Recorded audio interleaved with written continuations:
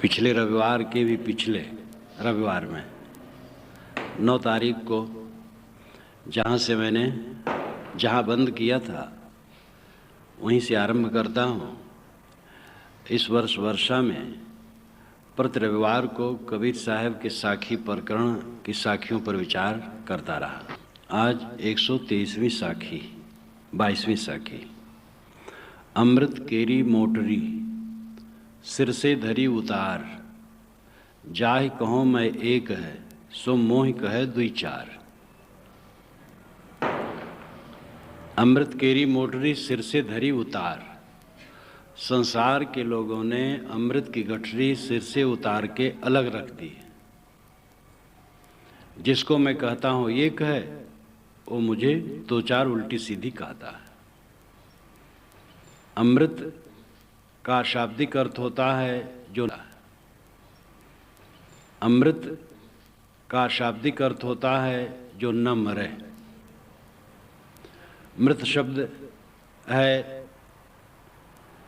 जो मरा हुआ हो उसके लिए, और आ उपसर्ग है अमृत जो न मरे।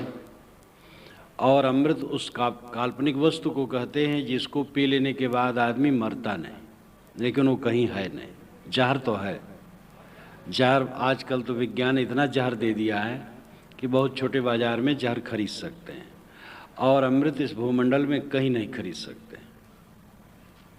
कबीर साहब ने अमृत जीव को माना है, आत्मा को। अमृत वस्तु जाने नहीं मगन भया सब लोय, कहें कबीर कामो नहीं जीव ही मरण न होए। लोग अमृत वस्तु नहीं जानते हैं, मगन है वासनाओं में। जीव का मरण नहीं होता है, वही अमृत है। और व्यवहार में कामो नहीं कामना कामो नहीं कामना से निवृत्त हो जाए, वो अमृत है। सिद्धांत और व्यवहार दो है। जीव अमर है, अमृत अमर है, आत्मा अमर है, ये सिद्धांत है। और व्यवहार है कामना का त्याग। कामना का त्याग ही अमृतत्व है। अमृत की मोटरी, अमृत की गठरी लोग सिर से उतार के अलग रख दिए। आत्मज्ञान और निष्काम भाव, ये अमृत है। एक सूफी संत ने कहा है, फारसी में है उनका भाव, यह है कि इस महान भवसागर में एक ही मोती है, खुद से नासी, आत्मज्ञान। मैं निरंतर मैं करता रहता हूँ। मैं के भंवर के इर्द गिर्द ही हम चारों सब समय घूमते रहते हैं। जो मैं तत्व है, आत्म तत्व है, उसका विश्लेषण, परीक्षण, उसकी समझदारी और उसमें विश्रांति, इस असार संसार में बस यही एक मोती है। और इस मोती को जो ग्रहण कर ले उसका भय छूट जाता है। हर आदमी क्यों भयभीत है? क्योंकि आत्मज्ञान नहीं है और इच्छा का त्याग नहीं, वासना का त्याग नहीं, इसलिए दुखी है।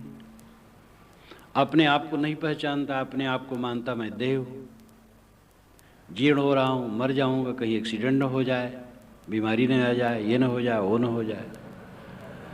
नाम रूप के प्रति मोह, कोई अभिलाष को खराब न कह दे। अब 4 अक्षर ये जुड़ गया। अब कोई कह दे अभिलाष, कहते तो अच्छा है, बस इतने हमें लाठी लग जाएगी। करते नहीं है, फिर अर्थ हो जाएगा। मेरा नाम जब तक अभिलाष नहीं था, कोई चिंता नहीं था। अभिलाष को खूब गाली कोई दे, मुझे परवाह नहीं। और जब से ये नाम हो गया, तब से इसमें ममता जुट गई 4 अक्षरों में। हम विश्लेषण करें जो हमारे इर्द गिर्द है, उसमें से मैं को निकाल लें। जैसे मूंज में से सींक निकाल लिया जाता है, वैसे धैर्यपूर्वक विवेकवान इस शरीर से अपने आप को निकाल लेते हैं। ये उपनिषद में बात आई है। तो खुद सिनासी, आत्म दृष्टा हो जाना, आत्मज्ञानी हो जाना, इस असार संसार में बस ये एक मोती है और कुछ नहीं, और सब बेकार बेकार है। जिंदगी भर हाय तौबा करते भटकते रहते हैं जो कुछ के लिए, अंत में कुछ साथ रहता नहीं। भय इसीलिए है, पीड़ा इसीलिए है क्योंकि आत्मज्ञान नहीं है और रहनी नहीं है। इच्छा का त्याग ही रहनी है। अच्छा आचरण क्या है? इच्छा को जीतना। घर गृहस्थी में रहते हुए इच्छा को जीतना। अभी 2 लड़कियां आई थी जिनकी शादी हुई है, तो उसकी माँ उनको लेके आई थी आशीर्वाद दिलाने के लिए। मैंने कहा पत से इच्छा न रखना अच्छे कपड़े के लिए, गहने के लिए। गहने तो बिल्कुल बेकार है। हाथ में हथकड़ी, पाँव में बेड़ी, गले में तौक, ये जेलियों का साज। और उसके लिए लोग बहुत परेशान हैं। एक रत्ती सोना के लिए नाक छिदा लेगी, कान छिदा लेगी, बेकार। चोर बदमाश उचक्कर मिल जाए तो नाक कान फाड़ डाले, क्या फायदा है?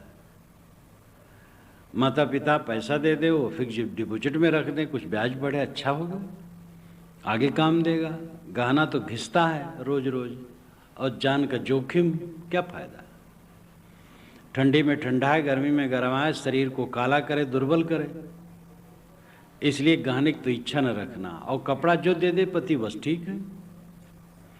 इच्छा को जीत करके पति पत्नी, पिता पुत्र, भाई, गुरु शिष्य सभी लोग सुखी हो सकते हैं। इच्छा बढ़ा करके सब दुखी हैं।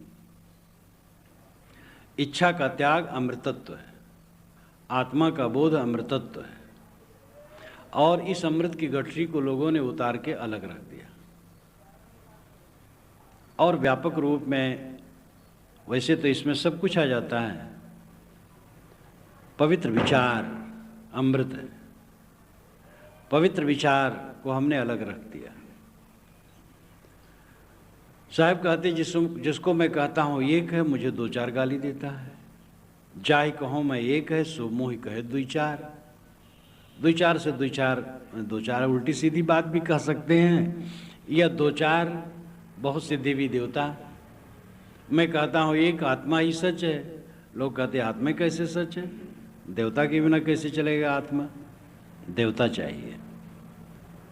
लेकिन परम देवता आत्मा है। आप सुदेवा मनुष्याणाम दिव्यदेवा मनीषिणाम बालानाम काष्ठलोष्टेषु बुधस्य आत्मन देवता।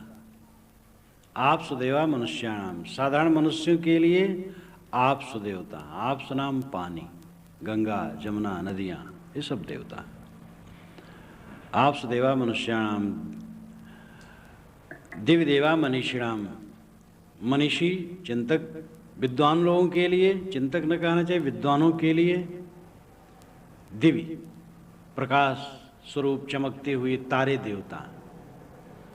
बालानाम काष्ठलोष्टेषु, जो बाल बुद्धि के वाले हैं उनको काष्ठ पत्थर इत्यादि की मूर्तियां देवता। लेकिन बुधस्य आत्मन देवता, विवेकवान के लिए आत्मा ही देवता है। तो परम देवता आत्मा है। और साहब उसी को उपदेश करते हैं। साहब कहते जाहि कहूँ मैं एक है, मैं एक आत्मा को उपदेश करता हूँ, तो लोग कहें 2-4। वे 2-4 और बताते हैं ऊपर, और भटका देते हैं। या जिसको मैं कहता हूँ एक है, मनुष्यता एक है, वो 2-4 बातें करके उसको फांट करता है, तोड़ता है, कैटेगरी बनाता है। मनुष्य तो मनुष्य है, मनुष्य में कोई फर्क नहीं। सभ्यता, संस्कार पीढ़ी दर पीढ़ी जिसके परिवार में हैं, उस संस्कृत परिवार हो जाता है। जिनमें नहीं है, असंस्कृत परिवार है। जिनको आप निम्न कहते हैं, उनमें भी शिक्षा, दीक्षा, आर्थिक सुधार सब प्रकार का ठीक हो जाता है, संस्कार अच्छे हो जाते हैं और अच्छे हो जाते हैं। जिनको आप ऊंची जाति मानते हैं, अर्थ की कमी है, विद्या नहीं है, कुसंग है, और गलत होते होते वो कमज़ोर और मलिन और असदाचारी हो जाते हैं। इसलिए जन्म से कोई ऊंच नीच नहीं होता है, आचरण से ही ऊंच नीच होता है। जाके मुनिवर तप करें, वेद थकें गुण गाए, सोई देव सिखापना कोई नहीं पतियाए। श्रेष्ठ मुनिजन जिसके लिए तपस्या करते हैं, वेद आदिक शास्त्र जिसके गुणगान करते थकते हैं, वही सीख मैं दे रहा हूं, लेकिन कोई विश्वास नहीं करता है। यहां पर साहब की अनुगामिता सिद्ध होती है। वह वेद शास्त्रों के अनुगामी है, ऐसा वो बताते हैं। लोग कहेंगे वाह अनुगामी कैसे, तो खंडन करते हैं। जब शास्त्रों की आलोचना करते तो अनुगामी कैसे, और अनुगामी तो आलोचना कैसी। हमारे में ये संस्कार है कि जिसका अनुगामी बन जाए, चाहे जैसी बात हो सब माने,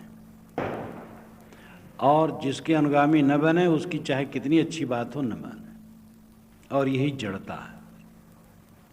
कबीर साहब ने यही नया आदर्श रखा था। वे अनुगामी भी अपने कहते हैं वैदिक ऋषियों के और परंपरा के, और उस पर आलोचना भी करते हैं। और यही स्वस्थ पथ। अपना माना हुआ शरीर जब कोई अंग सड़ने लगता है तो उसका ऑपरेशन करके हम निष्कासन कर देते हैं। अपना शरीर इसलिए रखे रहें तो पूरा शरीर रोगी हो जाएगा। इसलिए इंसान को परंपरा की बातों की पूंछ पकड़ के न चलना चाहिए, और परंपरा के प्रति श्रद्धा भी रखना चाहिए। परंपरा को छोड़ के कोई जी नहीं सकता है।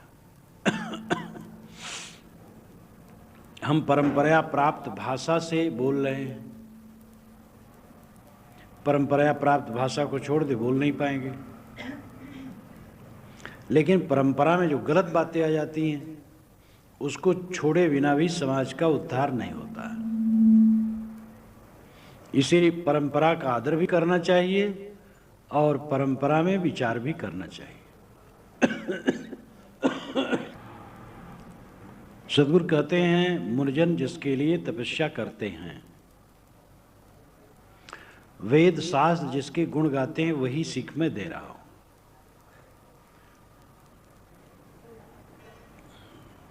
इसमें मैंने प्रश्न उठाया कि अगर वह अनुगामी थे तो खंडन क्यों किया,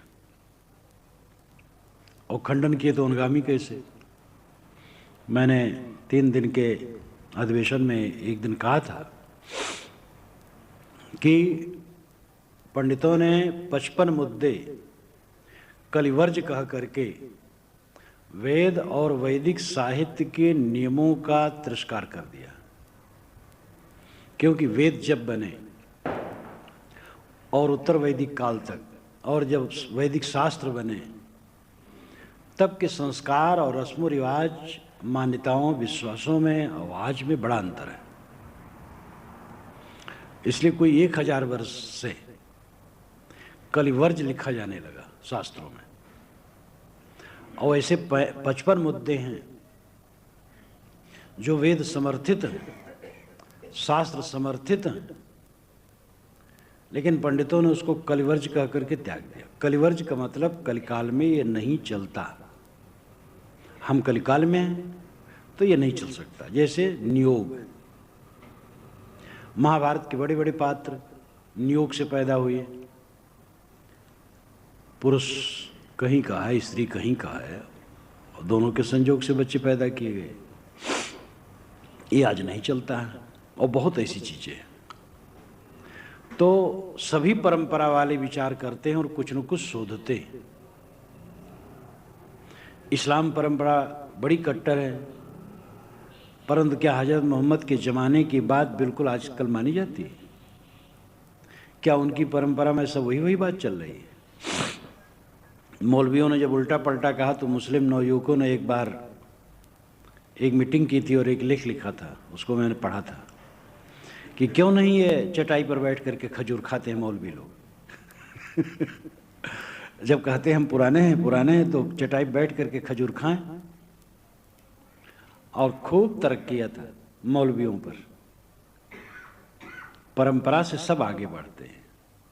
ये क्यों ये जला रखा गया बिजली, क्यों नहीं अरसी का तेल डाल करके दिया में बत्ती लगा के जलाते हैं? ट्रेन पर बस पर क्यों चलते हैं? पैदल चले, बैलगाड़ी पर चले। तो परंपरा का आदर सब करते हैं और उसमें हानिकारी चीज़ों का त्याग भी करते हैं। कबीर साहब बहुत खुले दिमाग के थे, इसलिए वो साफ कहते थे, और जो गलत बात उनको लगती थी उसको चाहे जिसकी परवाह नहीं करते थे। वो बोलते थे तो इसकी चिंता नहीं होती थी कौन खंडित हो रहा है कौन मंडित हो रहा है। ये निर्भीकता पूरे विश्व में अत्यंत चमत्कारिक रूप में, ज्योतित रूप में मानी जाती है। उनके इस निर्भीकता पर सब खुश हैं, लाग लपेट बिल्कुल नहीं।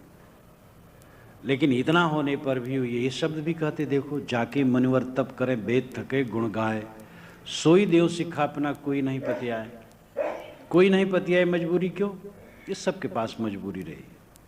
पंडित मत सरता भरे भूप भरे अभिमान, और जीव या जगत के मूर्ख महाजान। मूर्ख महाजान देख के संकट सहिए, छंद प्रबंध कवित काव्यरस कासो कहिए। वृद्ध भई मनमाहि मधुर बाणी गुणमंडित, अपने मन को मारि मौन धरि बैठत पंडित। ये भर्तृहरि जी के श्लोक का अनुवाद है। प्रताप सिंह नाम के एक कवि हुए हैं, उन्होंने भर्तृहरि के श्लोकों का अनुवाद कर डाला है, कहीं कुंडलिया, कहीं छप्पे, कहीं दोहा। तो पंडित लोग तो ईर्ष्या में भरे हैं। पंडित मत्सरता भरे भूप भरे अभिमान, राजा लोग अभिमान में गर्क हैं।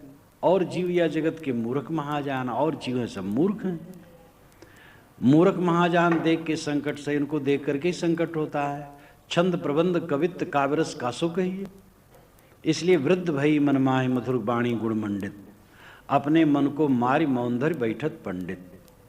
चिंतक विचारक लोग बेचारे यही हताश होते हैं कि हमारी अच्छी बात सुनने वाले कोई नहीं।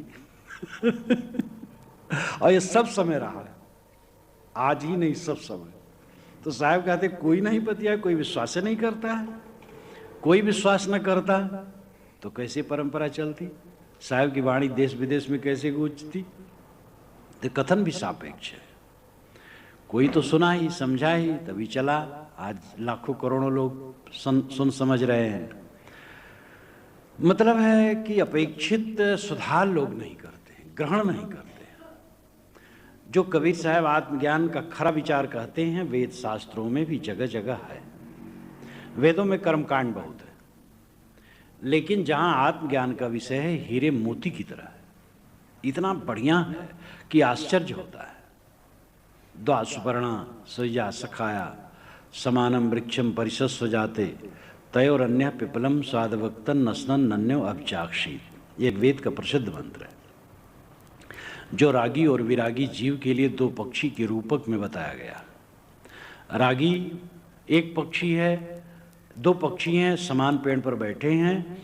एक पक्षी पेड़ के फल को खाता है, इसलिए दुखी रहता है। दूसरा पक्षी केवल देखता है, खाता नहीं, इसलिए दुखी नहीं रहता, सुखी रहता है। ये रूपक है। एक ही समान देह रागी और विरागी जीव की होती है, लेकिन रागी जीव देह के इंद्रियों के भोगों में लगा है, इसलिए दुखी है। विरागी जीव देह के इंद्रियों के भोगों का त्यागी, इसलिए सुखी है। इसमें आत्मज्ञान, जड़ चेतन का निर्णय, वैराग्य और उपासना सब आ गई। तो ऐसे और भी है। परिद्यावा पृथ्वी सद्यत्वा परिलोकान परदिशा परिस्व, ऋतस्य तंतुम विततम विचरते तत्पश्यत तद्भवत तदासीत। द्यावा पृथ्वी, दिशाएं, लोक सब मेरे से परि लगाते। परिविशेषण परिसमग्रता सूचक है। जैसे परिपूर्ण, पूर्ण में परि लगा देने से और समग्रता का सूचक हो जाता है। तो परिद्यावा, द्यावा आकाश के लोक, परिद्यावा पृथ्वी, और ये पृथ्वी, इसमें भी परिद्यावा पृथ्वी सद्यत्वा परिलोकान, लोक, लोकान में परि सभी लोक, परिदिशा सभी दिशाएं, परिस्व स्वर्ग सभी स्वर्ग, ऋतस्य तंतुम विततम, ऋत नियम, तंतु सूत, विततम परिपूर्ण। यानी समग्र संसार में सारी सत्ता में नियमों के तंतु परिपूर्ण है। अब ये भौतिक जगत का एकदम अत्यंत मार्मिक कथन है। भावुकता पूर्वक पानी भगवान बरसाता है। अब जब सूख रहा है तब गाली देते हैं भगवान को, जब ज्यादा बरस गया तब गाली देते हैं। अरे भाई, नियम है, नियम से वर्षा होती है और नियम प्रकृतिगत है, और प्रकृति अचेतन है, उसको ज्ञान नहीं। इसलिए सूखा, दाहा, भूचाल ये सब आते रहते हैं। इसको निर्ममता पूर्वक लोग समझना नहीं चाहते। इसको समझे तो देवबाद उड़ने लगता है, जिसको पकड़े बैठे हैं चाहते इसे कुल मिल जाएगा। लेकिन इसको न समझ करके सब भटक रहे हैं, दुखी। इसके आगे ऋषि कहते विचित्य, जो इसको भी चीर देता है, यानी इस भौतिक क्षेत्र से आगे बढ़ जाता है, पार दृष्टि हो जाती है, तो उसके लिए तत्पश्यत तद्भवत तदासीत, ये 3 वचन कहते हैं। तत्पश्यत उसको देख लेता, तद अन्य पुरुष है तो उसको देख लेता है, फिर तद्भवत वही हो जाता है, तब तदासीत वही है। ये कथन की 3 उड़ान है। तद अन्य पुरुष है, अन्य मानो परमात्मा को देख लेता है, जो इस प्रकृति को भी छेद डालता है, इस प्रकृति से पार पहुंच जाता है, माया मोह से पार पहुंच जाता है, तो उसको देख लेता है, परमात्मा को देख लेता है। ऋषि कहते नहीं, तद्भवत परमात्मा ही हो जाता है। तो हो जाने में भी नकलीपन होता है, थानेदार हो गए तो रिटायर्ड हो गया। तो ऋषि कहते तदासीत वही है ही, वो परमात्मा ही। इतना मार्मिक वचन। वेदों के बाद उपनिषद बने। ईश उपनिषद जो 18 मंत्रों का है, और शुक्ल यजुर्वेद का 40वां अध्याय है। आर्य समाजी भी उसको परम प्रमाण मानते हैं। अन्य जितने उपनिषदें हैं सब ब्राह्मण ग्रंथों से लाए गए, इसलिए आर्य समाजी उसको सब प्रमाण नहीं मानते। लेकिन ब्राह्मण ग्रंथों में कठ उपनिषद, बृहदारण्यक उपनिषद, छांदोग्य उपनिषद, श्वेताश्वतर और श्वेताश्वतर सबसे पीछे का है, बड़े मार्मिक वचन है जगह जगह। और इनमें भी आत्मानं चेत विजानीयात् अयमस्मित् पुरुषः किमिच्छन् कस्य कामाय शरीरमन संजरेत। जिसने समझ लिया अयमस्मित्, मैं यह हूँ, पुरुष हूँ, चेतन हूँ, मैं शरीर नहीं हूँ, मैं तो चेतन हूँ। किमिच्छन् कस्य कामाय, किस इच्छा से, किस कामना से, शरीरम अनुसंजरेत, शरीर के अहंकार के पीछे चल करके ये जन्म मरण का बुखार चढ़ाए रखे। कितना मार्मिक वचन है। यह चेद वेदी दत्त सत्यमस्ति ना चेद हावेदीन महति विनष्टि भूतेषु भूतेषु विचित धीरा प्रेतास्माल लोकाद मृता भवंती। अगर आज चेत गए, जाग गए तो कल्याण है, नहीं चेते तो महान विनाश है। यह चेद वेदी दत्त सत्यमस्ति ना चेद हावेदीन महति विनष्टि भूतेषु भूतेषु विचित धीरा, भूतेषु भूतेषु प्राणी में, विचित धीरा, धीरा विवेकवान पुरुष, विचित चिंतन करके समझ करके, प्रेतास्माल लोकाद मृता भवंती, वह इससे छूट करके प्रकृति से अमृत हो जाता है। मृता भवंती, अमृता भवंती, अमृत हो जाता है। ऐसे अनेक वचन हैं। अब तो उपनिषद सौरभ छप गया, प्रकाशित हो गया, पढ़ें। भारतीय परंपरा का महत्तम ग्रंथ अध्यात्म का प्राचीनतम ग्रंथ उपनिषद है। उपनिषदों के साथ साथ ही सांख्य चिंतन बड़ा गहन और गंभीर है। सांख्य चिंतन का बहुत विशाल क्षेत्र था पहले, और पुराने ग्रंथों में सांख्य की ही महिमा थी, वेदांत की महिमा उतनी नहीं थी। महाभारत में सांख्य के विषय में वर्णन करते हुए कहलाया गया है,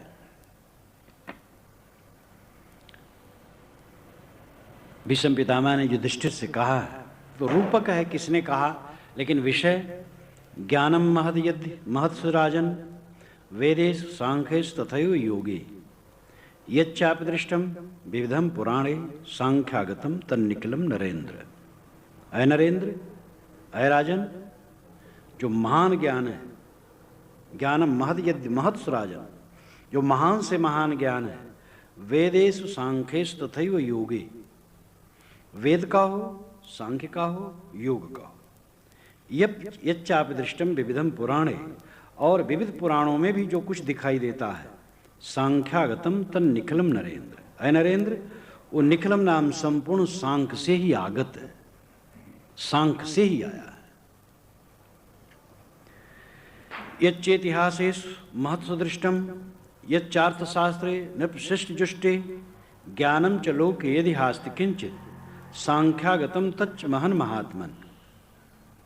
अय युधिष्ठिर, अय महात्मन युधिष्ठिर, यच्चेतिहासेषु, जहाँ तक इतिहास है, महत्सदृष्टम, जो ज्ञान का महान विस्तार रूप से कुछ दिखाई देता है, यच्चार्थशास्त्रे, और जो अर्थशास्त्र है, नृप शिष्ट जुष्टे, नृप जो शिष्ट से जुष्ट है। शिष्ट कहते हैं संस्कारी पुरुष को, जुष्ट कहते हैं भोगने को। संस्कारी पुरुष द्वारा जो भोगा गया, अनुभव किया गया, आचरित किया गया है। ज्ञानम च लोके इतिहास किंचित, इस जगत में किंचित भी ज्ञान जो कुछ भी है, सांख्यागतम तच्च महान महात्मन, वो सब महान ज्ञान सांख्य से आया हुआ है। अब यहां पर इतना मात्र कोई याद कर ले तो इसका अर्थ हो जाता है ज्ञानम च लोके इतिहास किंचित, इस जगत में किंचित जितना जो कुछ भी ज्ञान है, सांख्यागतम तच्च, वो सब सांख्य से आगत है, सांख्य से आया है। स्वामी शंकर ने वेदांत भाष्य में कहा है कि कपिल का विचार जो प्रकृत पुरुष विवेक है, वो इसलिए भी नहीं मान्य है क्योंकि एक तो अद्वैत नहीं होता है, और इसलिए भी मान्य नहीं है क्योंकि शिष्ट पुरुषों द्वारा वो सेवित नहीं। अब स्वामी शंकर तो कहते हैं शिष्ट पुरुषों द्वारा सांख्य विचार आचरित नहीं, आचरण में नहीं लाया गया है, यानी महान लोगों ने सांख्य का आदर नहीं किया। लेकिन शंकराचार्य के गुरु के गुरु के गुरु वेदव्यास जी कहते हैं शिष्ट जुष्टम, जो सांख्य विचार है शिष्ट जुष्ट है, शिष्टों द्वारा सेवित है, महान पुरुषों द्वारा सेवित है। सांख्यम विशालम परमम पुराणम महारणम विमल उदारकांतम कृतस्नम च सांख्यम नृप्ते महात्मा नारायणो धारते अप्रमेयम। ये सभी श्लोक शान पर्व के 301वें अध्याय का 8, 9 और 14 का, 108, 109, 114 श्लोक। सांख्यम विशालम परमम पुराणम, सांख्य विशाल शास्त्र है, परमम पुराणम और बहुत पुराना है। ये महाभारत काल में कहा गया बहुत पुराना है। महारणम, महान सागर के समान है, आरणों कहते हैं समुद्र को, महान सागर के समान है। विमल, विमलम उदार कांतम, विमल निर्मल है और अत्यंत उदार चिंतन है सांख्य का। सांख्य के रचयिता ने कहा श्रुत को मानता हूं, खुश कर दिया, श्रुत को मानता हूं, लेकिन इतना चिंतक है। और सर राधा कृष्णन ने कहा कि सांख्य ने कहा मैं वेदों को मानता हूं, लेकिन जो उसकी प्रक्रिया है वो वेदों के क्रियाकांड को एकदम खोखली कर देती है। तो मतलब है कि कपिल जी महाराज से किसी ने कहा कि भाई आप सांख्य दर्शन क्यों रच रहे हैं, क्योंकि वेद तो है ही हैं। उन्होंने कहा आप तो ठीक कहते हैं, लेकिन दृष्टिवदाश्रविका साहब से छात से युक्त तद विपरीता श्रेयान व्यक्ता व्यक्तज्ञ विज्ञान। जैसे दृष्ट है वैसे अनुश्रविक भी है। दृष्ट नाम दिखाई देता है जो भोग, इससे संतोष इंसान को नहीं मिलता है। धन पुत्र स्त्री घर परिवार खूब सजाया, मान बड़ाई खूब पाई आनंद के लिए, अंत में इससे निराशा हुई, सुख न मिला। ऋषि कहते अनुश्रविक भी ऐसे, स्वर्ग भी ऐसे। जो धनी लोग यहाँ हैं उनको देख लो कितने सुखी हैं, तो स्वर्ग वाले कैसे सुखी होंगे। दृष्टिवदानुश्रविक, दृष्टि के अनुसार अनुश्रविक भी है। जो संसार के भोग उपलब्ध हैं, दिखाई देते हैं और वो संतोष नहीं दे पाते, ऐसे स्वर्ग भी इंसान को संतोष नहीं दे सकता। और वेद यही बताते हैं ये कर्म करो स्वर्ग मिलेगा, तो क्या वेद से लाभ होगा। दृष्टिवदानुश्रविक साहब से छात से युक्त है, और उसमें 3 दोष हैं, क्षय, अतिशय और अशुद्धि। स्वर्ग पाओ तो छीणे पुण्य मृतलोके विसंति, जब पुण्य क्षीण हो जाएगा तो स्वर्ग से लौट करके संसार में आ जाओगे। एक वैदिक पंडित ने लिखा है कि उत्तरी भारत में उधर तिब्बत की तरफ देश स्वर्ग कहलाता था, वहाँ देवता देवी लोग कहलाते थे, वो लोग शादी उदी नहीं कर ऐसे रहते थे। ये तो रामायण में भी आया है कि जो देवता हैं वे शादी विवाह नहीं करते। तो यहाँ भारत वाले लोग खूब जब धन कमा लेते थे तो वहाँ चले जाते थे, तो महीना भर, साल भर, 4 साल, जितना जिनके धन रहता था वहाँ रहते थे, भोग विलास करते थे। और छीड़े पुड़िए मृतलोके विसंधि, जब पुण्य क्षीण हो जाता, धन खत्म हो जाता, तो फिर लौट के आ जाते थे। एक वैदिक ऋषि विद्वान ने, जो महाराष्ट्र में अभी भी अच्छे अच्छे विद्वान होते हैं, उन्होंने ये लिखा है, उनकी कल्पना है लेकिन तर्कपूर्ण है। तो एक तो क्षीण हो जाता है स्वर्ग का सुख, और दूसरे साथ सहता है, कम बेस है। जैसे जैसे पुण्य होगा, यज्ञ होगा बड़ा छोटा, वैसे वैसे स्वर्ग में बिल्डिंग मिलेगी छोटी बड़ी। और अशुद्धि है, यज्ञ में पशुवध होता था इसलिए अशुद्धि है। तो कपिल जी कहते हैं तद विपरीत, लेकिन उसके विपरीत जो मेरा शास्त्र है, श्रेयान, मोक्ष देने वाला है, इसी जीवन में आत्मस्थित देने वाला है, और उसका साधन है व्यक्ता व्यक्तज्ञ विज्ञान, व्यक्त अव्यक्त और ज्ञान, इन 3 का विज्ञान। व्यक्त जगत है और अव्यक्त मूल प्रकृति है, और ज्ञा दोनों का साक्षी ज्ञाता चैतन्य है। एक ही सूत्र में खंडन भी हो गया, मंडन भी हो गया, सब सारी बातें बता दी। इतना ठोस कहा है, दृष्टिवदान स्त्रविका साहब से छयात से युक्त तद्विपरीता श्रेयान व्यक्ता व्यक्तज्ञ विज्ञानात्। तो कपिल का चिंतन इतना तार्किक है, बहुत प्राचीन है, महारणों समुद्र के समान है, विमल निर्मल है, उदार है, क्योंकि उसका चिंतन शास्त्र का पुछलग्गु नहीं है, जो सत्य देखता वही कहता है। और कांतम, सुंदर है, कृतष्णम च सांख्यम निरुक्ति महात्मा, नारायण उदाहरते अप्रमेयम, अप्रमेय कहते हैं जिसका कोई प्रमाण ना हो, अनोखा। ये सांख्य ज्ञान अनोखा है। कृतष्णम च सांख्यम निरुक्ति महात्मा, अय राजा, अय महात्मा, जो सांख्य का, कृतष्णाम, कृतष्ण कहते संपूर्ण को, सांख्य का संपूर्ण ज्ञान नारायण भी धारण करते, नारायण भी इसको आदर देते। इतनी महिमा शंकराचार्य के गुरु के गुरु के गुरु करते। और शंकराचार्य स्वामी कहते हैं कि कपिल का विचार इसलिए भी मान्य नहीं होना चाहिए क्योंकि श्रेष्ठ लोग उसका सेवन नहीं करते। अब किसकी बात मानी जाए, गुरु की बात कि चेले के चेले के चेले की बात? तो अब वो तो दार्शनिक चक्कर में पढ़ के कह दिए, एक मत वो बड़ा जबरदस्त चलाए, इसी के नाते कपिल को ऐसा कह दिए, और समस्त शास्त्रों में कपिल की महिमा गाई गई। श्रीमद् भागवत तक में कहा गया है कपिल के विषय में, यस्य ऋता सांख्यमयी दृणे नौर्यया मुक्षुस्तरते दृत्यम भवारणम मृतपथम विपश्चितः परात्मभूतस्य कथम प्रथम मति। कपिल जी महाराज, ये संसार, भयंकर संसार, महासागर सम विपश्चितः परात्मभूतस्य कथम प्रथम मति। कपिल जी महाराज, ये संसार, भयंकर संसार, महासागर संसार, मृत्यु पथ है। यहां सब मरने के लिए ही जन्मते हैं, और इसको तरना अत्यंत दुर्त्यम मुमुक्षुस्तरते दुर्त्यम। लेकिन मुमुक्षु के लिए, इस संसार से तरने के लिए, सांख्यमयी दृढ़ नौरेया, कपिल जी ने सांख्य शास्त्र की एक मजबूत नौका बना दी है। इस भयंकर संसार को तरना तो दुस्तर है, लेकिन कपिल महाराज ने एक मजबूत जहाज बना दिया, और उससे आदमी तर सकता है प्रकृति पुरुष विवेक करके कि मैं चेतन हूं, पुरुष हूं, शरीर और संसार प्रकृति है, जड़ है, और प्रकृति से निवृत्त होकर अपने स्वरूप में स्थित होकर के आदमी कल्याण प्राप्त कर सकता है। तो सांख्य चिंतन अत्यंत गंभीर।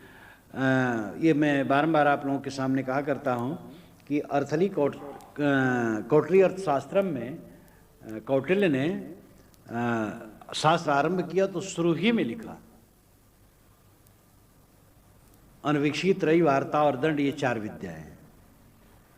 और अनवीक्षी यानी परीक्षण द्वारा प्राप्त, वो सांख्य, योग और लोकायत है। सांख्य लेते हैं जो दर्शन है, और योग लेते हैं जो साधन है। सांख्य जड़ चेतन प्रकृति पुरुष का विवेक, और योग है प्रकृति से लौटकर स्वरूप में आ जाना, और लोकायत है लोक व्यवस्था, सब कुछ तार्किक, ये अन्वेष की विद्या है।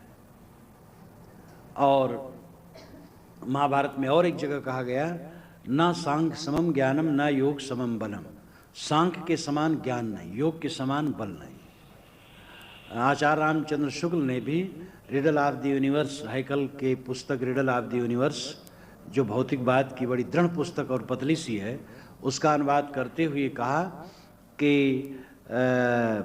सांख्य ने जो एक जगह आकर के विराम कर लिया था कि प्रकृति पुरुष विवेक ही अंतिम है, भौतिकवादी भी भौतिक पदार्थों में चेतना न पा करके वह यहाँ रुकते हैं, मतलब सोचना कैसे होता है, तो मूढ़ हो जाते हैं, और यहाँ वो भी रुकते हैं, यहीं पर विराम लेते हैं। तो अर्थ है कि जो स्वरूप बोधात्म ज्ञान है, साहब बताना चाहते हैं कि ये पुरातन है, नित्य है, सदा है। और वही बात मैं कह रहा हूँ, जाके मुनिवर तप करें, वेद थके गुण गाए, सोई देव सिखापना कोई नहीं पतिया, कोई विश्वास नहीं कर रहा है, आचरण नहीं कर रहा है। एक ते अनंत भो, अनंत एक हो आए, परिचय वही जब एक थे तब अनंतो एक माह समाए। एक से, एक आत्मा से ही अनेक ज्ञान विज्ञान का विकास होता है। ज्ञान विज्ञान का मूल जीव ही है। जीव को हटा करके न शास्त्र बनेगा न वेद बनेगा, न ज्ञान विज्ञान का विकास होगा। जीव ही ज्ञान विज्ञान का मूल है। एक ते अनंत, वो एक जीव ही से ज्ञान विज्ञान हुआ, अनंत एक हुई है, और अनंत ज्ञान विज्ञान एक आत्मा में ही समाहित है, परिवसित है, उसी में स्थित है। परिचय वही जब एक थे, इसलिए जब एक से परिचय हो गई, आत्मा से परिचय हो गई, तब अनंतो एक माह समाया। तो अनंत ज्ञान विज्ञान मानो आत्मा में समाया हुआ लगता है। इसमें बृहदारण्यक में ये बताया गया है, पूरी बृहदारण्यक उपनिषद शतपथ ब्राह्मण के अंत में है। शतपथ ब्राह्मण शुक्ल यजुर्वेदी ब्राह्मण है, और इसके रचयिता याज्ञवल्क्य माने जाते हैं। याज्ञवल्क्य कर्मकांड के बहुत बड़े पंडित थे। उन्होंने कहा है, महाभारत में उनके मुख से कहलाया गया है कि मैंने शतपथ किए, लेकिन वैशंपायन मामा को पसंद नहीं आया। वैशंपायन थे तो वह दूसरी शाखा के थे, तो उनके शतपथ ब्राह्मण को उन्होंने पसंद नहीं किया। लेकिन शतपथ ब्राह्मण के अंत में बृहदारण्यक उपनिषद है, जो महान उपनिषद है और बड़ा चिंतनशील विचार उसमें। उसी में जनक की सभा है, आत्मज्ञान का विवेक काफ़ी बढ़िया है। तो बृहदारण्यक उपनिषद, बृहद आरण्यक उपनिषद, बृहद बड़ा और आरण्यक जंगल में बनाई गई बड़ी उपनिषद, ये बृहदारण्यक उपनिषद शतपथ ब्राह्मण में आता है। उसमें बात आती है कि जैसे नगाड़ा से निकली हुई आवाज़ को कोई पकड़ नहीं सकता है, लेकिन नगाड़ा को पकड़ लिए जाए तो मानो आवाज़ पकड़ी हुई है। बांसुरी से, तुरही से निकली हुई आवाज़ नहीं पकड़ सकते, लेकिन बाजा को पकड़ लें या बजाने वाले को पकड़ लें तो जानो आवाज़ पकड़ी हुई है। चारों वेद, छह शास्त्र, समस्त वेदांग, समस्त ज्ञान विज्ञान आत्मा ही के स्वर है। इसलिए जो आत्मा को पकड़ लेता है, सारा ज्ञान विज्ञान मानो पकड़ा हुआ है। जो ज्ञान का केंद्र है वो स्वयं है, आत्मा है। आत्मबोध हो जाने पर सारा ज्ञान हो गया। अब पूरी दुनिया का ज्ञान न हो सकता है, न कोई फायदा है जानने से। आपकी मूंछ में बाल कितने हैं यही जानने की कोई जरूरत नहीं, न जिंदगी भर जान पाते हैं, तो क्या जरूरत है। अनंत शास्त्रम बहुलाश्च विद्या, अल्पस्य कालो बहुविघ्नता च, यत् सारभूतम तत्पासनीयम हंसो यथा क्षीर म्याम मध्यात्। अनंत शास्त्रम, अनंत शास्त्र है। अब ये अनंत जो कहा जाता है ये भी दूषित है। शास्त्र अनंत नहीं, असंख्य है। अनंत का तौर से जहाँ सीमा न हो, सीमा तो है ही है, लेकिन ये अनंत असंख्य के लिए ही कहे गए हैं। तो अनंत शास्त्रम, बहुत शास्त्र हैं, बहुलाश्य विद्या और बहुत विद्याएं हैं। अल्पस्य कालो, समय थोड़ा है, वह विघ्नता चाह, और उसमें विघ्न बहुत है। इसलिए यत् सारभूतम, जो सार तत्व है, तदुपासनीय, वही उपासनीय, वही ग्रहण करने योग्य है। हंसो यथा क्षीर में मध्यात्, जैसे हंस क्षीर ले लेता है, पानी छोड़ देता है। इसलिए दुनिया का बहुत ज्ञान जान करके क्या करेंगे। और मोक्ष तो है जहां पर सब विस्मृत हो जाता है, पहले सब जान ले, और ऐसी अवस्था में पहुंच जाए जहां सब जानना खत्म हो जाए। पहले तो जान ले। साहब ने कहा, समझ बूझ जड़ हो रहे, बल तज निर्बल होए, कहें कबीरता संत का पला न पकड़े कोई। पहले समझ बूझ ले, तब जड़ बन जाए, मूर्ख बन जाए। लेकिन अब पहले से मूर्ख बना है तो बेकार है। पहले जान ले, मैं कौन हूं जान ले, मेरा बंधन क्या है जान ले, बंधन कैसे निवृत्त होगा ये जान ले, और बंधन के निवृत्त कर ले, तब मूर्ख बन जाए, तब बहुत बाचाल न बने। ये भी बृहदारण्यक उपनिषद में कहा गया है कि विवेकवान को चाहिए बहुत वाणी के चक्कर में न पड़े, जितने से काम बन जाए बस उतने ही में शांति ले। पहले के लिए जवान को खूब अभ्यास करना चाहिए, खूब पढ़ना गुनना चाहिए। लेकिन धीरे धीरे जब सब पढ़ गुन लिया, जान लिया, तो केवल पढ़ने में न लगा रहे, उसका अभ्यास करे। और थोड़ा पढ़ना तो सब समय ठीक है, लेकिन अब ये बहुत तृष्णा की शास्त्र में क्या लिखा है, जानते जानते बुढ़ा गए। शंकराचार्य जी काशी में थे, गंगा स्नान करने जा रहे थे, एक बूढ़ा धातु रट रहा था। संस्कृत में एक एक धातु रटना पड़ता है, संस्कृत तो रट्टू विद्या है, बहुत खोपड़ी चाट जाता है संस्कृत भाषा। तो बूढ़ा था, दांत टूटा था, डुक्रीम करने एक धातु होता, तो डुक्रीम करने रट रहा था। स्वामी शंकराचार्य ने देखा तो उन्होंने कहा, प्राप्ति सन्निहते मरणे नहीं नहीं रच्छुट डुक्रियम करणे, भज गोविंदम गोविंदम भज मूढ़मते। प्राप्ति सन्निहते मरणे, मृत्यु बिल्कुल निकट आ गई है। नहीं नहीं रच्छुट डुक्रियम करणे, ये डुक्रियम करणे धात तेरी रक्षा नहीं करेगी, इसलिए इसको छोड़ और गोविंद का भजन कर। तो शास्त्रों के आडोलन में जीवन भर पड़ा न रहे, सार तत्व को ग्रहण करें। तो सब ज्ञान विज्ञान का मूल निज स्वरूप की स्थिति है। इतना बढ़िया ज्ञान है, इतना बढ़िया साधन है, बैठो समेट लो मन को, बस अपने भवन में पहुंच गए।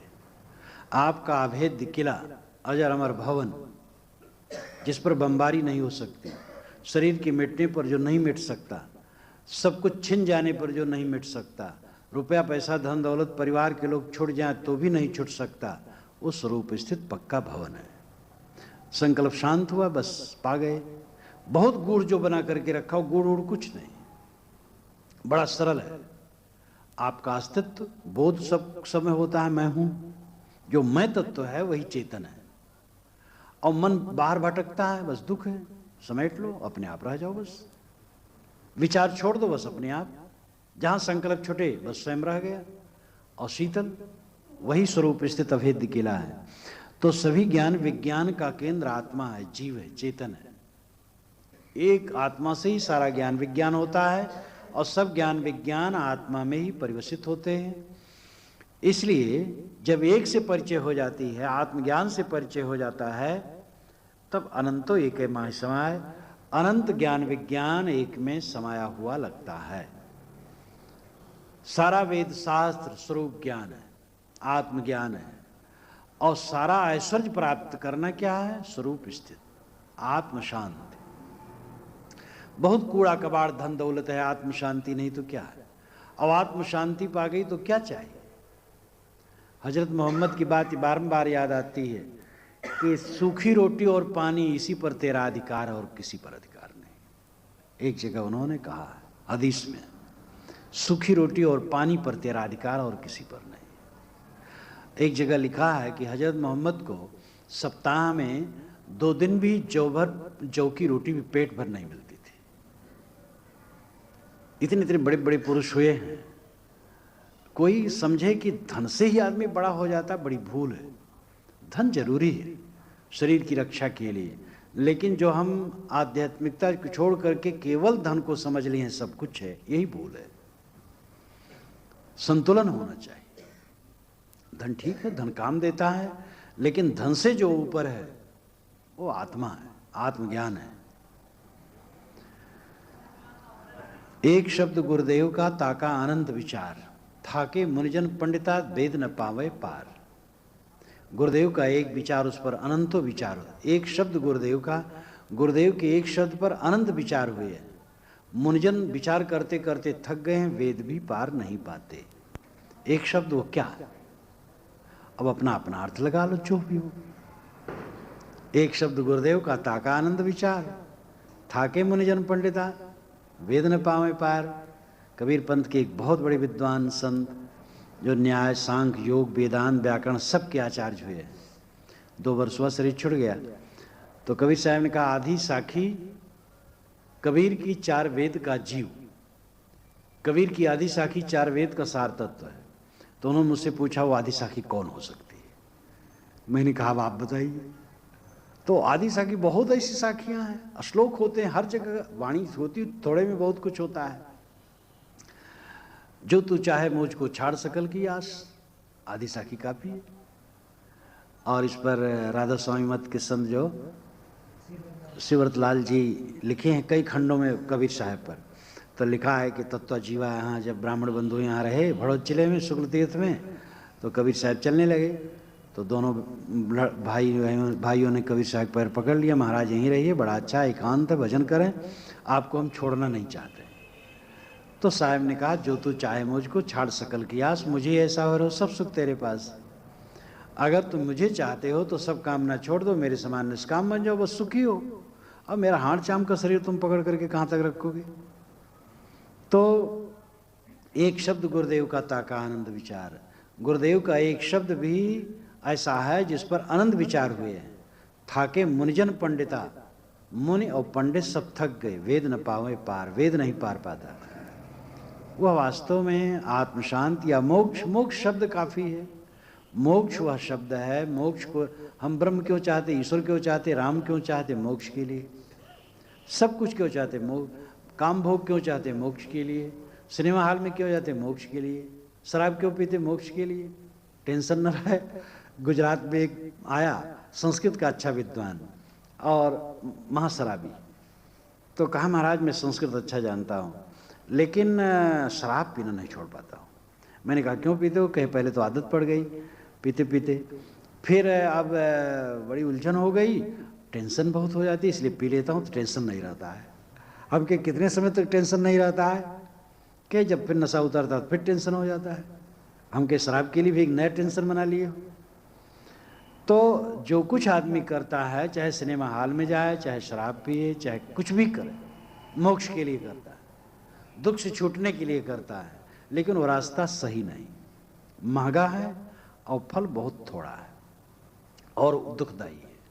सस्ता सुखद शांतमय रास्ता त्याग का है। त्याग से मोक्ष मिलता है, भोग से नहीं। छोड़ करके शांति मिलती है, हट करके शांति मिलती है। और विवेक द्वारा सारे दृश्य से हटना होगा।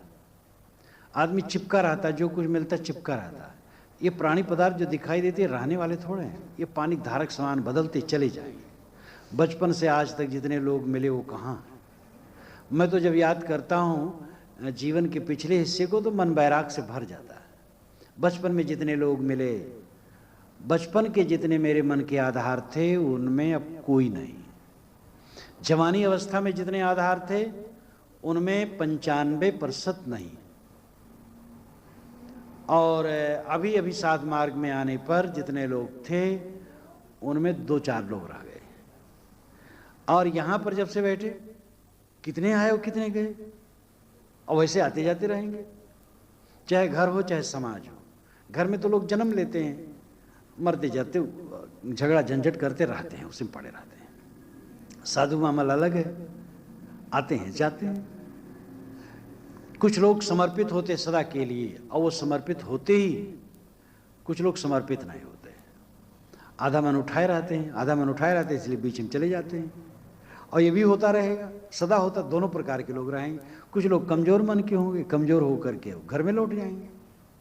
जो घर के लिए कमजोरी न होगी तो वे पूरे समर्पित नहीं होंगे, इसलिए टिक नहीं पाएंगे, इसलिए इधर उधर हो जाएंगे। जो पक्के मन के होंगे वो समर्पित होंगे। ये तमाशा चलता रहेगा। अब इसको लेकर के कोई दुखी हो तो बेकार है और सुखी हो तो बेकार है। परिवार में भी गाली गुप्ता करते, मरते धरते, झगड़ते लड़ते ये वहीं रहते हैं, लेकिन रहते कहाँ हैं रोज? वहाँ भी तो छूटते चले जाते हैं। और अंत में कोई कहीं नौकरी कर रहा है, कोई कहीं नौकरी कर रहा है। आवाज़ तो और हो गया, लड़का पास हुआ, नौकरी पाया, वो है 500 किलोमीटर दूर, 1000 किलोमीटर दूर। पिता बीमार हुए तो लड़का कहता पिताजी मैं तो आ नहीं सकता हूँ, रुपया भेज रहा हूँ। एक बहुत बड़े धनी आदमी जिनका लड़का कई हजार रुपया तनख्वाह, बड़ा अफसर था, तो बीमार हुआ पिता, तो उन्होंने लिखा कि पिताजी मैं भेज रहा हूँ रुपया, आप नर्स रख लिए सेवा के लिए, मैं तो नहीं आ पाऊँगा। अब नर्स तो सेवा कर देती है, लेकिन जो अपने लोगों का है कुछ मन दूसरा होता है उसमें। लेकिन अब क्या करोगे, अब समय बहुत बदल गया है। तो कहीं भी ये सब स्थिर थोड़े है कुछ। अपना माना हुआ शरीर स्थिर नहीं है। सबका मोह छोड़ना होगा तभी शांति मिलेगी। जिनसे हम बड़े प्यार से मिलना चाहते हैं या प्रतीक्षा करते हैं कब मिलें, वो सब ऐसे छूटेंगे कि अनंत काल के लिए उनकी याद नहीं होगी। आजकल में आंख ढपेगी और अनंत काल के लिए सबका पता नहीं लगेगा आगे क्या होगा। प्राय लोग कहते रहते हैं, हमसे नहीं कहते दूसरे से कहते हैं, तो आगे संस्था कैसे चलेगी, क्या होगा? बेकार की बात। चल रही है, जैसे चलना होगा चलेगा। जहां हम आंख मूंदे सदा के लिए नहीं जानेंगे कुछ है कि नहीं है। आज हम प्रसन्न रहें, अपना कल्याण करें और कल्याण का काम करें दूसरे के लिए भी। जिनके गर्ज होगा करेंगे, न गर्ज होगा न करेंगे, हमारा क्या जाएगा। हर आदमी को चाहे निर्भय रहे, अपना कल्याण करे और समाज हो, संस्था हो, परिवार हो, उसकी व्यवस्था अपने ढंग से जो उचित हो, वैज्ञानिक हो, वो कर दे जो अपनी शक्ति में हो। फिर आगे चिंता बिल्कुल न करे। जो अपना कर्तव्य पूरा कर देता है वो चिंता नहीं करता है, वह चिंता करता है जो कर्तव्य पूरा नहीं करता है। अथवा कर्तव्य करते हुए भी विवेक नहीं तो चिंता करता है। हम मोक्ष का उपदेश करते हैं, हमें स्वयं मुक्त रहना चाहिए, और मोक्ष दूसरे को उपदेश करें हम चिंता करते रहें तो क्या मतलब हुआ। हर आदमी दुखी, हर आदमी दुखी, ये ऐसा बिगड़ा वैसा बिगड़ा, ये चिंता है वो चिंता, बेकार की बात। कुछ भी चिंतक विषय नहीं है। लड़की की शादी अभी नहीं हुई, चिंता है। अरे लड़की वड़की की शादी हो जाएगी ऐसे ही तुम पता ही नहीं पाओगे, हो गई और बस सब कांटे की तरह निकल जाएगा, सब काम हो जाता है।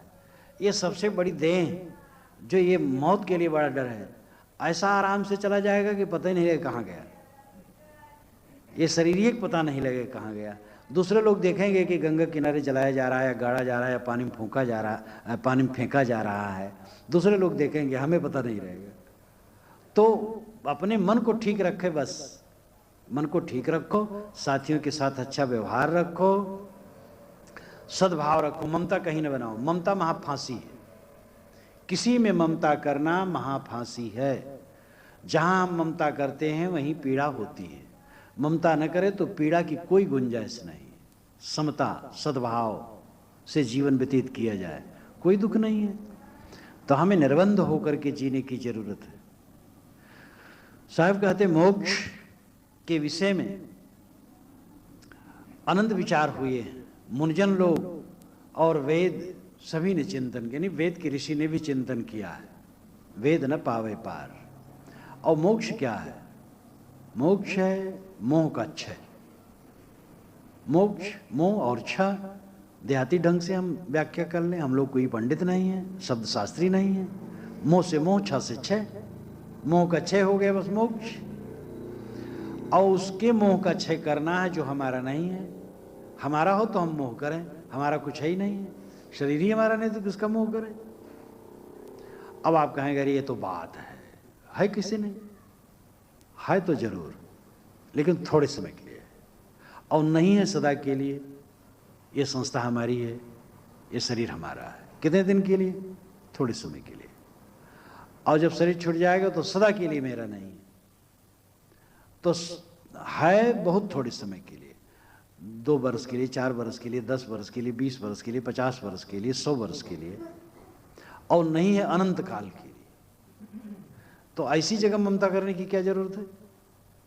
इसलिए ममता को जीत करके जिए। अगर आदमी अनासक्त होकर के जिए तो कमल के समान सदैव खिला रहेगा, आनंदित रहेगा। रावुर के पिछवारे गावें चारियु सैन, जीव परा बहुलूट में ना कुछ लेन न देन। राउर के पिछवारे, राउर कहते हैं अंतःपुर को और राउर कहते हैं श्रेष्ठ को। यहां अर्थ है श्रेष्ठ। गए सुमंत तब राउर माही, गोस्वामी जी ने कहा है सुमंत राउर में गए, अंतःपुर में गए। और राउर रउआ श्रेष्ठ, तो राउर के पिछवारे, राउर नाम श्रेष्ठ आत्मा, इसके पीछे गावें चारियु सैन, चारों वेद संकेत में गाते हैं, साफ नहीं कह पाते। जीव परा बहु लूट में ना कुछ लेन न देन, जीव बहुत लूट में पड़ा, ना कुछ लेना न देना। यानी जीव के कल्याण की बात चारों वेद भी संकेत में कहते हैं, खुल के नहीं कहते। वेदों में ऐसा है, कर्मकांड ज्यादा है। श्रीमद् भागवत में भी आया है कि लौकिक व्यवहार के समान वैदिक व्यवहार भी केवल गृहस्थ जनोचित कर्मकांड मात्र है, कि अभिव्यक्ति वेदों में नहीं। तो साहब कहते हैं राउर के पिछवारे गावें चारियु सैन, चारियु से अभिप्राय चार वेद है, चारों वेद सैन नाम संकेत में इस श्रेष्ठ आत्मा के पीछे, जैसे कोई पीछे खड़ा होकर के संकेत में इशारा में कहे कुछ, तो ऐसे आत्मा के पीछे खड़े होकर के चारों वेद को संकेत में कहते हैं। जीव परा बहु लूट में ना कुछ लेन न देन, जीव बहुत लूट में पड़ा है लेकिन न कुछ लेना न देना। लूट कहते आनंद को भी और लूट कहते परेशानी को भी। जिसका सब लूटा जा रहा हो लूट में पड़ा है, और खुद लूट रहा हो, आनंद ले रहा हो, तो लूट दोनों के लिए प्रयुक्त होता है। कहा भैया बड़े लूट में पड़ा हो, यानी कोई बहुत खुश हो, कहा बड़े लूट में पड़ा हो, तो जीव परा बहु लूट में, जीव बहुत लूट में पड़ा, बड़ा आनंद में पड़ा है, बहुत खुश है और बहुत दुखी है। साहब कहते ना कुछ लेन न देन। ये जो तुम खुश हो रहे हो जिसमें, उससे भी लेना देना नहीं, और जिसमें तुम दुखी उसमें भी लेना देना नहीं। दुख भी क्षणिक, सुख भी क्षणिक, अनुकूलता भी क्षणिक, प्रतिकूलता भी क्षणिक। इसलिए दोनों से ऊपर उठो, दोनों में आसक्त न हो। चौगोड़ा के देखते व्याधा भागा जाए, अचरज देखो संतो मुआ काल ही खाए। चौगोड़ा नाम खरगोश, खरगोश को देखा तो बधिक भाग खड़ा हुआ भयबस। बधिक चौगोड़ा भाग जाता है, साहब कहते नहीं, चौगोड़ा खरगोश को देख करके बधिक भाग खड़ा हुआ। चौगोड़ा को देखते व्याधा भागा जाए, अचरज देखो संतो मुआ काल ही खाए। साहब कहते हे संतो, मैं एक अचरज देखता हूं कि मुआ ने, मरे ने काल को खा लिया। काल जिंदा को खा लेता है, साहब कहते नहीं, मरे ने काल को खा लिया। ये उनकी उल्टवासी। चौगोड़ा खरगोश, खरगोश को शिकारी मारता है, खरगोश शिकार है और वधिक शिकारी है। खरगोश जीव है, शिकारी काम क्रोध आदि है, और ये मारते रहे, लेकिन जीव जग गया। जब वो अपने को पहचान लिया तो उसको देख करके बधिक भाग खड़ा हुआ, काम क्रोधाधिक भाग गए। चौगोड़ा को देखते व्याधा भागा जाए। जो सदैव शिकार बना था जीव, वो जागृत हो गया तो कामादिक भाग गए। अचरज देखो संतो मुआ काल ही खाए। साहब कहते हैं संतो, एक आश्चर्य देखता हूं, मुआ ने काल को खा लिया। ये मन जब मर गया तो मरा हुआ मन काल को खा लेता है। मरा मन काल से अतीत हो जाता है। मन मर गया यानी मन अनासक्त हो गया। अनासक्त मन ही मरा हुआ मन कहा जाता है। संत का मन मर गया है। ये जो हम लोगों का कपड़ा है, यही कफन है।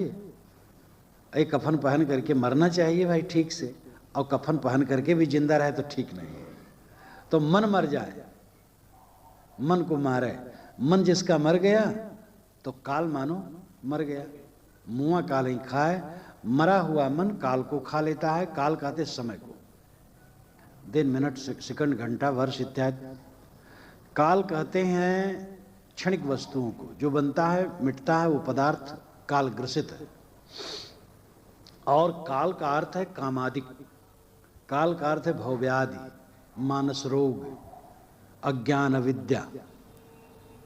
साहब कहते हैं मरा हुआ मन अविद्या का नाश कर देता है, अज्ञान का नाश कर देता है।